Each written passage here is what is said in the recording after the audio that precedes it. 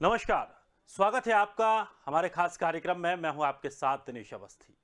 आप सभी को स्वदेश न्यूज परिवार की तरफ से विजयदशमी की बहुत बहुत शुभकामनाएं। आज दशहरा है और असत्य पर सत्य की ये जीत का त्यौहार हमेशा से मनाया आ रहा है। हमारे देश में लंबे समय से ये त्यौहार मनाया जा रहा है। सत्य सदैव विजयी होता है और सत्य के पथ का अनुगमन करने वाला विजेता बनता है। सत्य की शक्ति अलौकिक होती है, उसमें असीम ऊर्जा समाहित रहती है। सत्य के आलोक में व्यक्ति का व्यक्तित्व अद्भुत हो जाता है। सत्य का आचरण करने वाला सदैव आत्मविश्वास से भरा रहता है। उसे भय स्पर्श भी नहीं कर पाता। उसका मस्तक सदैव ऊंचा रहता है। सत्य के मार्ग में विपत्तियां भले ही आती हैं, ये मार्ग कांटों से भरा हुआ भी होता है, लेकिन इसमें चलने वाले पथिक को जो आनंद प्राप्त होता है वो अनिर्वचनीय है। भगवान श्री राम ने सदैव सत्य के मार्ग का अनुसरण किया और उन्होंने कहा कि सत्य ही सबसे बड़ा धर्म है। इसलिए उनका मार्ग धर्म का मार्ग कहलाया, नीति का मार्ग कहलाया। उन्होंने सत्य से, शक्ति से असत्य को धराशायी किया और रावण ने असत्य और छल का मार्ग अपनाकर स्वयं के नाश को आमंत्रित किया। तो इससे साफ है कि असत्य का मार्ग नाश का मार्ग है। असत्य के बलवान होने पर भी एक समय आता है जब वो असहाय हो जाता है। रावण के भले ही 1 लाख पुत्र और 1.25 लाख नाती हुए, लेकिन उसके बावजूद भी श्री राम से वो युद्ध हार जाता है। उसके कुल का समूल नाश हो जाता है। उसके घर में बाती जलाने वाला भी कोई नहीं बचता है। वो समय रहते अगर सत्य की शक्ति को पहचान जाता तो शायद दृश्य अलग होता। सत्य को असहाय समझना उसकी मूर्खता थी। श्री राम सत्य के अनुगामी रहे। उन्होंने सत्य की जीत के लिए अपनी सभी क्षमताओं का प्रयोग किया। रावण के दिग्गज वीर योद्धा श्री राम की वानर सेना के सामने भी नहीं टिक पाए। तो विजयदशमी का पर्व प्रतिवर्ष हमें सत्य की जीत का आभास दिलाता है, हमें प्रेरित करता है कि हम अपने जीवन में सत्य के मार्ग को आत्मसात करें।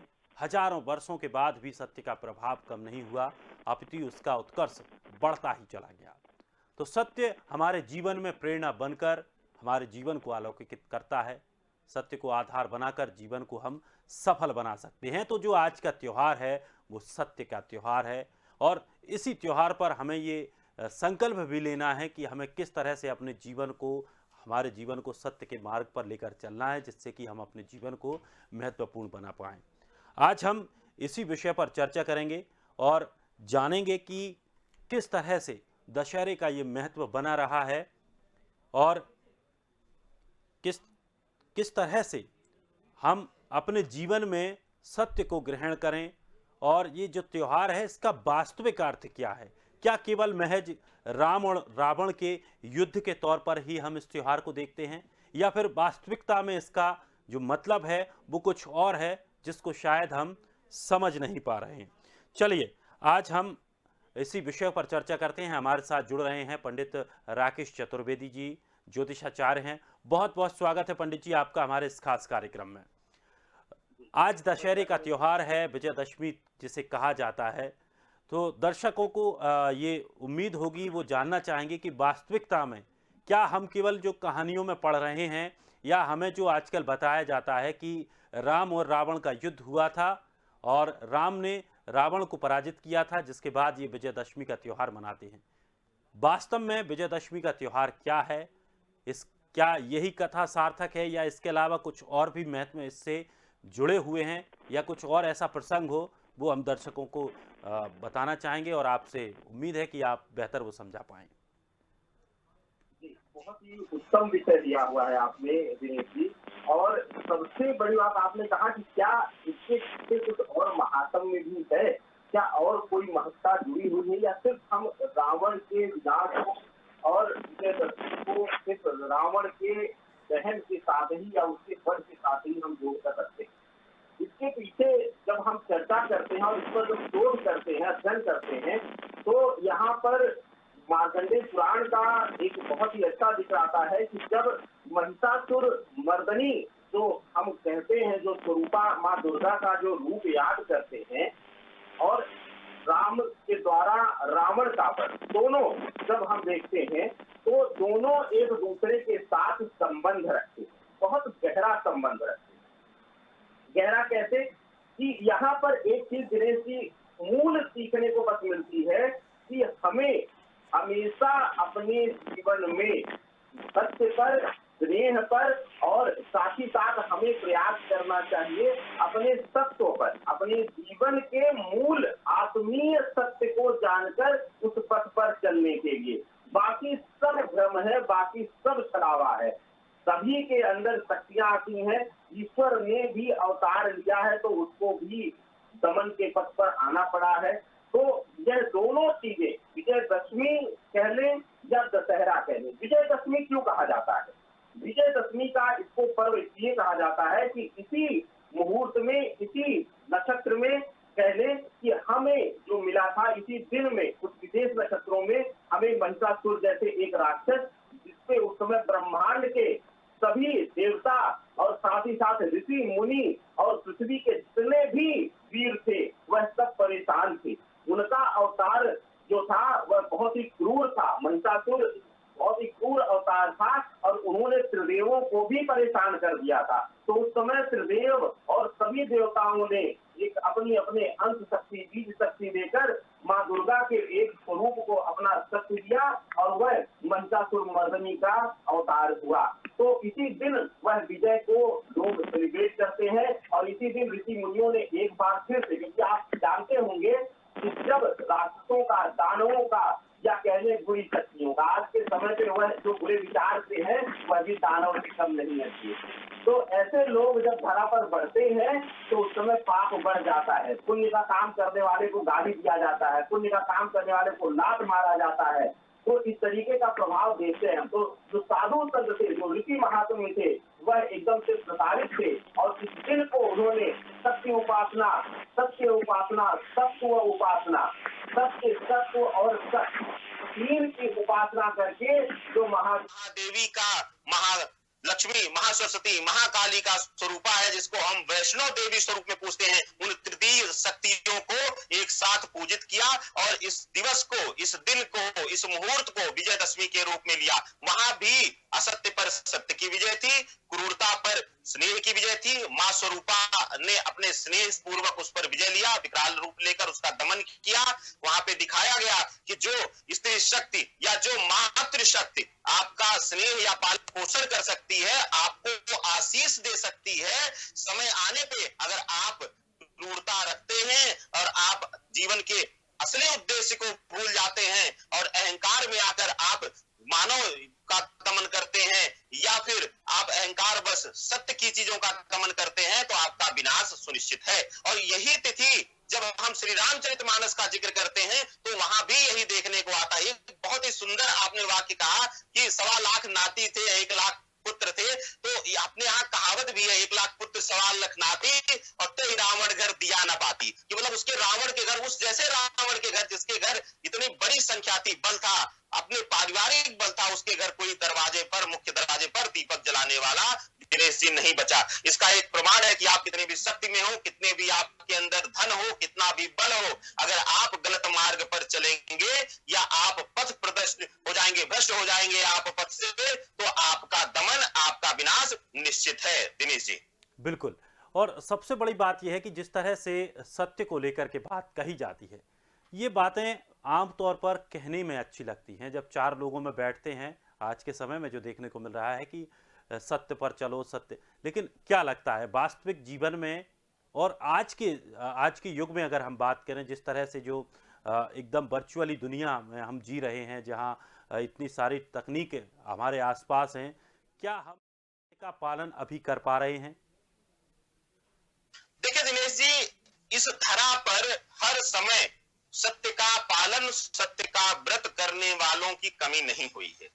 और इसको आप सामान्य जीवन में भी अगर हमसे आप पूछेंगे तो हम इसको बहुत महत्वपूर्ण कहेंगे। और जो विशेष करके हमारा पेशा है, हम तो अपने पेशे का उदाहरण देकर आपको कहते हैं कि मैं एक ज्योतिषी के रूप में झूठ बोलकर, भ्रमित बोल, बहुत ज्योतिषियों को आपने देखा होगा कि जाते ही बोल देंगे कि अब शनि भारी हो गया है और 500 का पत्थर पहना के कहेंगे नीलम धारण कर लीजिए, एकदम शोधित करके हमने मंगाया है, पूजित करके, और 1.25 लाख का मिलेगा, यही 2.5 लाख में आप खरीदेंगे, जबकि 500 का रहेगा दिनेश जी। तो उसको आपको पहना देंगे, लेकिन होगा क्या, 10 दिन बाद जब सत्य आएगा ना, हमारे जैसा उंगलियां देखेगा और कहेगा कि अरे ये तो दिनेश जी ये तो गलत चीज है, ये तो 500 का मिलता है। जब आई जाएंगे बाजार में आप खुले में, तो आप जब पता करेंगे कि 500 नहीं वो 1500 का होगा, तो आप कहेंगे अरे बाप रे तो बहुत बड़ा धोखेबाज निकला, तो पैसे से एकदम से धोखेबाज है, तो गाली देंगे आप। जिसको आप दंडवत प्रणाम किए थे झुककर, उसी को आप गाली देने पर मजबूर हो जाएंगे, क्योंकि उसने असत्य का मार्ग चुना है। मैं अगर ईमानदारी से हूं, मेरे अंदर सत्यता है, और मैं कहता हूं आपके लिए कोई भविष्यवाणी करता हूं, मैं कहता हूं 10 दिन बाद मैं आपके पास फोन करूंगा कि नहीं दिनेश जी सब कुछ कुशल है, और मैं कहूंगा दिनेश जी 10,000 रुपए की जरूरत है, तो शायद दिनेश जी हंसते हुए देंगे स्नेहपूर्वक, और उसके लिए मुझे दोबारा कॉल भी नहीं करेंगे। लेकिन अगर मैंने असत्य के मार्ग पर चलकर वह 10,000 कमाया है, तो आप जब भी मेरा चेहरा देखेंगे वो आपको वह 10,000 याद आएगा दिनेश जी। यही सत्य और असत्य का गैप है, यही सत्य और असत्य में भेद करता। मैं हमेशा सामान्य जीवन से उदाहरण देने की कोशिश करता हूं दिनेश जी। तो हमेशा सत्य की वैल्यू कभी भी कम नहीं हो सकती। अगर आप सच के मार्ग पे हैं, आप माता पिता से, हम छोटे से सामान्य से उदाहरण देते हैं, आपके घर में माता पिता है, पत्नी है, भाई है, बहन है, अगर आप उनसे कोई झूठ नहीं बोल रहे हैं, छिपा नहीं रहे हैं, तो आपको शर्मिंदा नहीं होना पड़ेगा।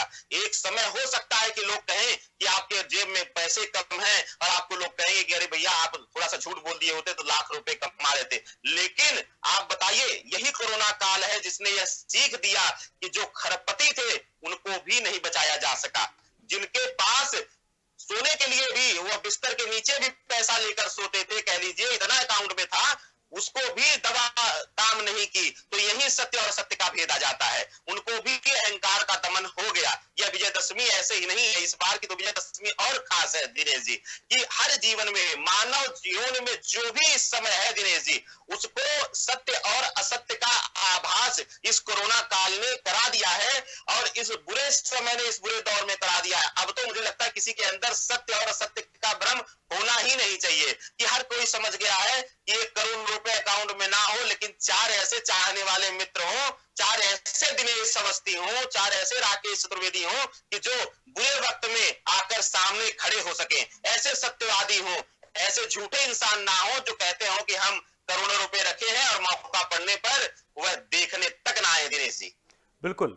और सबसे बड़ी बात यह है कि जिस तरह से जो आज हम त्योहार मना रहे हैं, इस पर पूजन की विभिन्न विभिन्न विधियां रहती हैं कि अलग अलग तरीके से पूजा की जाती है, शस्त्रों की भी पूजा की जाती है, वाहनों की भी पूजा की जाती है, और तमाम ऐसी चीज़ें हैं जो एक नई तकनीक देखने को मिली है कि आजकल लोग जो अपना काम कर रहे हैं उन चीज़ों की भी पूजा करते हैं।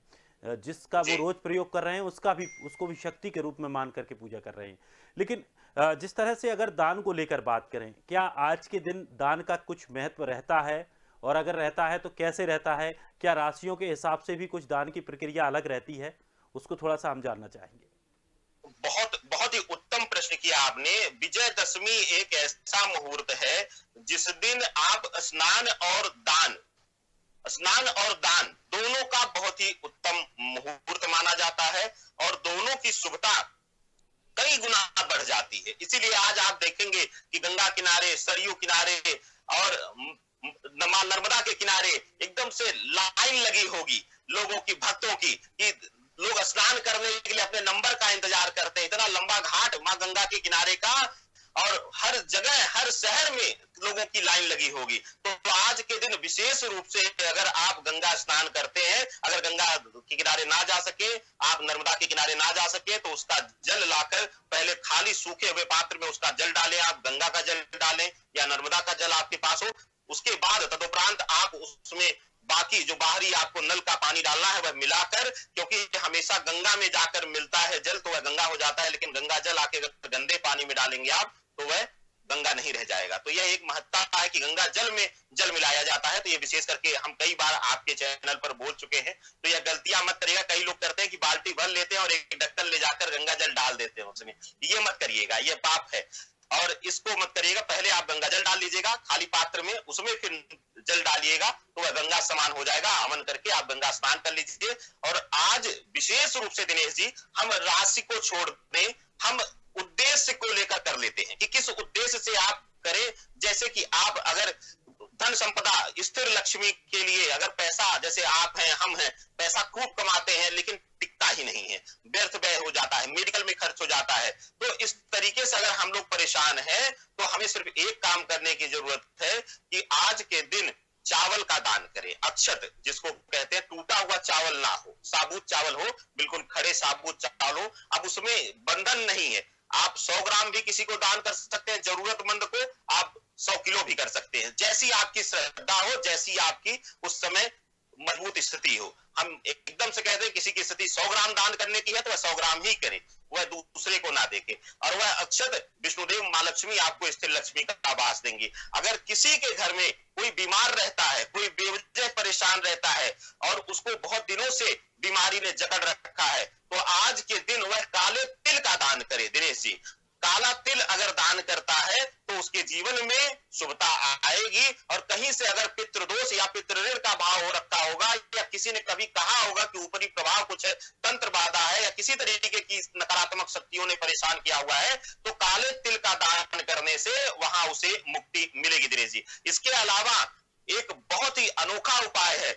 जैसे किसी के भी, जैसे आप हैं, आप एक ऐसे क्षेत्र में है जहां लोगों के सामने रूबरू होना है, लोगों से प्रभावित, लोगों को आपको प्रभावित करना है अपने वक्तव्य से, वहां पर मिष्ठान और गेहूं के आटे या जौ के आटे का दान, मीठा कुछ और आटे का दान करना, यह 2 चीजों का दान अगर आप करते हैं तो आपके व्यक्तित्व में, मान सम्मान में वृद्धि होगी, आपका आकर्षण बढ़ेगा। इस तरीके से इन 3 दान को कर 3 महत्वपूर्ण जीवन की चीजों को हासिल किया जा सकता है। दिनेश जी, बहुत अच्छी जानकारी दी, और सबसे महत्वपूर्ण जानकारी जो आपने शुरुआती में बताया कि जिस तरह से लोग, वाकई मैंने भी देखा है कि कई जगहों पर लोग ऐसे ही करते हैं कि एक बाल्टी में या एक पात्र में पानी ले लेंगे, फिर उसमें गंगा जल डालते हैं और कहते हैं कि चलिए ये सारा गंगा जल हो गया। लेकिन आपने जो आज महत्वपूर्ण बात बताई कि किसी जल में गंगा जल डालने से वो पवित्र नहीं होगा, बल्कि गंगा जल में अगर कोई जल आप डालेंगे तब वो चीज़ पूरी प्रॉपर गंगा बन पाएगी। ये बहुत महत्वपूर्ण जानकारी रही। पंडित जी, जिस तरह से आपने बताया कि आज ये दान जरूरी हैं, ये दान बहुत महत्वपूर्ण है। दूसरी बात यह है कि पूजा को लेकर के भी बात चल रही कि इन पूजाओं का क्या महत्व है, कि जिस तरह से हम शक्ति के रूप में पूज रहे हैं, लेकिन इनकी पूजा आखिर और क्यों की जा रही है? कि वाहनों को पूज रहे हैं हम, वाहन एक शक्ति नहीं है, वाहन एक, हाँ, इंसान द्वारा बनाया एक ऐसी चीज़ है जिस पर बैठकर हम इधर उधर जा रहे हैं, तो उसको क्या, उसको शक्ति रूप मानते हैं? क्यों मानते हैं? इसके पीछे कोई कारण? देखिए दिनेश जी, एक बहुत ही उत्तम, यहाँ पर 2 शब्दों में यह पूर्ण तरीके से हो जाएगा, इसका भ्रम लोगों के मन से हट जाएगा। आज का दिन शस्त्र और शास्त्र, शस्त्र और शास्त्र दोनों की पूजन का दिन होता है। शस्त्र में वह कोई भी चीज जो किसी को घाव दे सकती है, शास्त्र में वह कोई भी ज्ञान जो आपको सम्मान और आपको ऊंचाई दे, या शस्त्र का प्रयोग करके आप उसको, शास्त्र का प्रयोग करके उसको शस्त्र बना सके। ज्ञान को भी कई बार शस्त्र का प्रयोग किया जाता है, कई बार हाथ में हथियार ना होते हुए भी विवेक से हम जीत लेते हैं युद्ध। तो दोनों के पूजन का दिन है। और जो आपने कहा कि वाहन, वाहन क्यों पूजा जाए? वाहन अपने आप में एक शस्त्र है। वाहन क्यों शस्त्र है? हजारों कल पुर्जों को जोड़कर वह एक संयंत्र बनता है। संयंत्र जब बन जाता है वह, तो जब हम गाड़ी लेने जाते हैं, हमने यहाँ पर एक चीज और आप सबको बताया हुआ है अन्य वीडियोस में भी, कि अक्सर हम दिवाली के दिन गाड़ी लेने का सोचते हैं, कहते हैं गाड़ी ये तो बड़ा शुभ है। लेकिन जैसे कि आपने कहा कि गाड़ी क्यों पूजे, गाड़ी अपने आप में एक शस्त्र है। गाड़ी शस्त्र क्यों है? उसका आगे का इंजन जो होता है वह ईंधन का दमन करता है, खाता है वह, उसके बाद वह ऊर्जा देता है। तो वह माँ भैरवी स्वरूप, या कह ले कि शिव का भैरव स्वरूप है, वह काल भैरव स्वरूप है। इसीलिए हम एकदम से परहेज कर जाते हैं कि किसी भी, विशेष करके जिस दिन लक्ष्मी का प्रभाव हो उस दिन गाड़ी को घर लाना। वह आप लक्ष्मी नहीं ला रहे हैं, वह भैरव को शनि का पूर्ण प्रभाव ला रहे हैं। अब जिसकी कुंडली बहुत मजबूत होगी कि उसका शनि एकदम से राजा करने वाला होगा, उसकी बात अलग हो जाएगी। लेकिन आज आप अगर अपने वाहन का, अपने घर में पड़े हुए किसी औजार का, आप अपने चूल्हे का भी जो है वह पूजन करिए। जो गैस स्टोव, गैस चूल्हा आपने रख रखा है उसका भी पूजन करिए। टीवी, फ्रिज, कुछ भी हो आपके घर में संयंत्र हो, उसका भी आपको पूजन नियमतः करना चाहिए। भले ही मानव जनित है वह, तीर भी, बंदूक भी मानव ही बनाता है दिनेश जी, लेकिन वह कैसे बनाता है? शास्त्र जब उसके दिमाग में आता है, शास्त्र पढ़कर ही शस्त्र बनता है।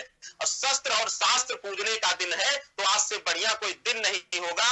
आपने अगर घड़ी पहन रखी है तो उसका भी पूजन करिएगा, वह बहुत ही उत्तम रहेगा आपके लिए। चलिए पंडित जी, एक बात और जानना चाहेंगे, जिस तरह से राम और रावण को लेकर के बातें कही जाती हैं, खास करके आज की दुनिया में हम बात करें तो रावण को भी महान बताया जाता है, राम को भी महान बताया जाता है। इन दोनों की हम किस तरह से तुलना कर सकते हैं, या इन दोनों में श्रेष्ठ कैसे मान सकते हैं? किस राम श्रेष्ठ क्यों हुए? कहा यह भी जाता है कि रावण बहुत विद्वान थे, उन्होंने उनको पांडित्य ज्ञान था, भगवान की शक्तियां उनके पास असीम प्राप्त थीं, और शायद जन्म से भी वो ब्राह्मण कुल में पैदा भी हुए थे। तो श्रेष्ठ कुल, श्रेष्ठ ज्ञान, सब श्रेष्ठता होने के बाद भी राम श्रेष्ठ क्यों हुए? देखिए, अगर कोई रावण को श्रेष्ठ कहता है दिनेश जी, तो हम उसको सिर्फ एक शब्द से हम उसको जवाब देंगे, रावण महाज्ञानी है। रावण महाज्ञानी हो सकता है, रावण महाज्ञानी था, रावण को शस्त्र और शास्त्र की संपूर्ण ज्ञान था, रावण के पास सब कुछ महानता थी, लेकिन रावण हमारे लिए आदर्श नहीं हो सकता है, रावण हमारे लिए सर्वोच्च नहीं हो सकता है। उसका कारण था, रावण ने हमेशा दूसरों को दमन करके, रावण ने अपने शक्ति का प्रयोग करके लोगों को दबाकर, लोगों को कुचलकर उस सिंहासन तक पहुंचा था। और उसके अंदर जो सबसे प्रबल प्रवृत्ति थी वह असुरीय प्रवृत्ति थी, जो वहां तक पहुंचने के लिए उसको मजबूर की। नहीं तो वह एक ऋषि पुत्र था, उसको आश्रम में जीवन अगर उसने बिताया होता उन्हीं ज्ञान और उन्हीं शक्तियों को लेकर, हम एक बार परशुराम को हम कह सकते हैं कि वह हमारे लिए आदर्श हो सकते हैं, क्योंकि उन्होंने दुष्ट शक्तियों का दमन करने लगाया, उन्होंने साम्राज्य बनाने के लिए, अपना नाम बनाने के लिए नहीं उस चीज को किया। लेकिन हम रावण को श्रेष्ठ नहीं कह सकते। उसी समान दिनेश जी कि जैसे आपके चैनल में, संस्थान में, या मेरे यहाँ, या मैं, मुझे बहुत सर्वज्ञानी हूं मैं, लेकिन अगर मैं अहंकारित हूं, मैं नारी अपमान करता हूं, मैं नारी का अपहरण करता हूं, मैं नारी के साथ दुर्व्यवहार करता हूं, या किसी को, अपने भाई, बंधु, नात, रिश्तेदारों को, किसी को भी अपशब्द कह के, रावण अहंकारी था भैया, उन्होंने किसी का सुना नहीं कभी। अगर सुना होता उसने तो उतना बड़ा साम्राज्य बचा का बचा रह गया होता। अब आते हैं कि राम आदर्श क्यों है। राम आदर्श इसलिए है, राम के आदर्शवादिता को ही दिखाने के लिए पूज्यपाद तुलसीदास जी ने रामचरितमानस लिखा। अब आज के समय में हमसे, आपसे कोई पूछे कि किसी माँ ने संकल्पित किया हो किसी बाप से कि हम आपसे 3 वर मांगेंगे, और उससे, उस पिता से वह मांग ले कि नहीं, राकेश चतुर्वेदी को या दिनेश अवस्थी को 14 वर्ष वन में रहना पड़ेगा, तो क्या दिनेश अवस्थी या राकेश चतुर्वेदी उस पिता की बात मानेगा? नहीं मानेगा, एकदम से नहीं मानेगा। और उसकी जगह कोई कौशल्या माँ भी होगी तो, या कोई भी उस समय की माँ होगी, आज के वर्तमान स्थिति की माँ होगी, तो शायद उस कैकेयी से पहले लड़ लेगी, रावण से बाद में युद्ध होगा। तो राम को हम आदर्श इसलिए मानते हैं, राम ने हमेशा मानव योनि में रहते हुए पुरुषों में उत्तम, उस समय जो था महाराजा, राजा थे, चक्रवर्ती सम्राट थे, उनके यहाँ कई रानियां, पटरानियां रखने का रिवाज हुआ करता था, उसी से उनके कद को नापा जाता था। तो वहां पर राम ने आदर्श रखा, वहां पे राम ने कहा कि नहीं, एक स्त्री पर रहना, दृढ़ निश्चितता करना और उससे स्नेह करना आदर्श है। यह हमें सीख मिलती है, हमारे धर्म को सीख मिलती है। इतना हम सब जानते हैं, ठीक है। अब उस समय किसको पता था कि राम ईश्वर के अवतार है, किसको नहीं पता था, ये हम नहीं जानते, लेकिन हम जानते हैं कि राम ईश्वर के अवतार थे और ईश्वरी शक्ति उनको प्राप्त थी। तो फिर भी उन्होंने झुककर रावण को समझाने का प्रयास किया, शांति दूत भेजकर प्रयास किया, जो कि आज जब हमारा देश करता है तो इसी बात पे हम 2 भाग में बंट जाते हैं। यह हमारा मूल है, यह हमारा आदर्श है। हम किसी पर बेवजह शक्ति परीक्षण नहीं करते दिनेश जी, हम किसी पर अहंकार का प्रयोग नहीं करते। तो राम हमारे जीवन के आदर्श हैं। रावण महाज्ञानी थे, वह महाशक्तिशाली थे, हम उनसे कुछ ज्ञानवर्धक चीजें ले सकते हैं, जैसे कि सनातन धर्म में सभी मंत्रों को तंत्रोक्त करना, उनकी शक्तियों को बढ़ाना, वह रावण संहिता में रावण ने लिखा, रावण ने शोध किया, रावण ने ईश्वर को एकदम से अलग तरीके से तोड़ मरोड़ कर उनको अति प्रसन्न करने का नया तरीका निकाला। जो तपस्या 10 साल होती थी, रावण ने 10 घंटे में उन मंत्रों को तंत्रोक्त करके प्रसन्न करने की बिल्कुल। सिद्धि और हुई। तो इन इसीलिए सब तरीकों से है। इसीलिए शायद उसे दशानंद कहा गया है कि एक सामान्य बुद्धि, सामान्य इंसान की तुलना में 10 गुना बेहतर तरीके से, 10 गुना ज़्यादा शक्ति में उन्होंने जो प्रार्थना की और अपने ऊपर शक्तियां हासिल की तपस्या करके। पंडित जी, बहुत बहुत शुक्रिया आपका हमारे साथ जुड़ने के लिए और बहुत ही महत्वपूर्ण और दिलचस्प जानकारियां देने के लिए। तो दर्शकों, हमें उम्मीद है कि आपको ये जानकारियां पसंद आई होंगी और उम्मीद यही करते हैं कि जिस तरह से जो आज का त्यौहार असत्य पर सत्य की विजय का त्यौहार बनाया जा रहा है, आप भी अपने जीवन को सत्य के मार्ग पर ले जाइए। फिलहाल इस कार्यक्रम में इतना ही। ताजा तरीन खबरों के लिए आप बने रहिए स्वदेश के साथ।